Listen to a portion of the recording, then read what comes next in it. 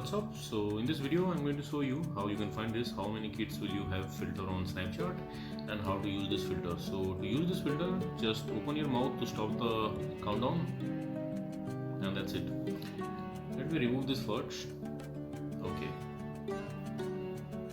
now to get this effect you can visit this website. Link to this website is in the description box below. If you're browsing this website in your laptop or PC, you can scan the snapcode with your mobile app.